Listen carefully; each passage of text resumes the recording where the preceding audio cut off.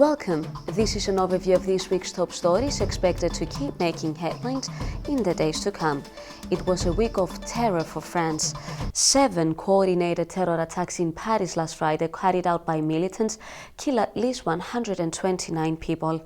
As France and the rest of the Western world were in absolute shock and disbelief, police forces and intelligence services went out on a manhunt to track down who was behind the attacks. 3 brothers are said to be involved in the attacks and 1 may remain at large. Ibrahim Abdeslam was a suicide bomber who blew himself up outside the Comptoir Voltaire restaurant in Paris. He rented the Seat Leon, which was found abandoned in a Paris suburb with Kalashnikovs inside.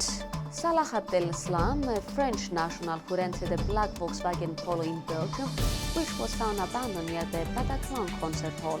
He was stopped near the Belgian border on Saturday morning in a grey Volkswagen Golf, also carrying 2 accomplices, but was not arrested at the time. The 3rd brother, Mohamed Abdeslam, was arrested on Saturday in Brussels, but was released on Monday without charge. He has since released a statement saying that he had no idea that his brothers had been radicalized. Omar Ismail Mostafai, 29 years old, was identified by his finger, which was found among the rubble of the Bataclan concert hall. Police said he was one of the 3 men who blew themselves up, killing 89 people in the bloodiest scene of the carnage. 2 terror suspects have been killed and 7 arrested in a raid by elite French SWAT forces at Saint-Denis, a northeastern Paris suburb targeting Abaoud. A female suicide bomber blew herself up seconds after police opened fire at around 4:20 a.m. local time in Garbillon, in the multi-ethnic working-class district that is a stone's throw from the Stade de France. The terror suspects killed and arrested on Wednesday were in the final stages of carrying out an imminent attack at Roissy-Charles de Gaulle Airport, which is near Saint-Denis, and a shopping center in La Défense, the capital's business district, according to France 2, the main state broadcaster. Arrests were made in France, Germany and Brussels, while Turkey had warned for one of the attackers a full year back. And while France is mourning but resisting to fall in a state of fear, the evil mastermind is confirmed to be dead. In the meantime, ISIS released a video in which it threatened to attack the White House.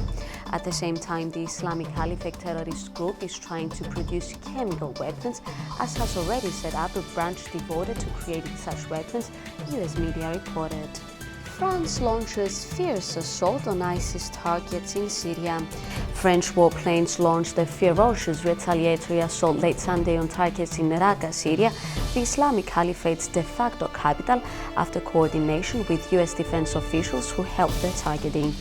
The French Defense Ministry said that 10 aircraft dropped 20 bombs on facilities used by the militant group, which has claimed responsibility for Friday's terrorist attacks in Paris, striking a command center, a militant trading facility, and an arms depot. US planes have repeatedly struck in around Raqqa in northern central Syria in recent months. Tsipras is positive on opening Cyprus blocked chapters for Turkey. Greek Prime Minister Alexis Tsipras announced that Greece would be positive to having chapters 23 and 24 open for Turkey as part of its EU accession agreement after he met with Prime Minister Ahmet Davutoglu on Wednesday. Specifically, chapters 23 and 24 of the accession agreement are blocked by Cyprus, as they have to do with Turkey's recognizing Cyprus and opening ports and airports to the island. Both Tsipras and Davutoglu added that they see a window of opportunity in Cyprus. Davutoglu said that in February there will be a high-level cooperation council meeting between Greece and Turkey, and that he would also be visiting Greece. On Cyprus, Davutoglu said that both communities on the island need to be encouraged to solve the problem. President Anastasiadis meets with banks to push pace on non-performing loans restructuring.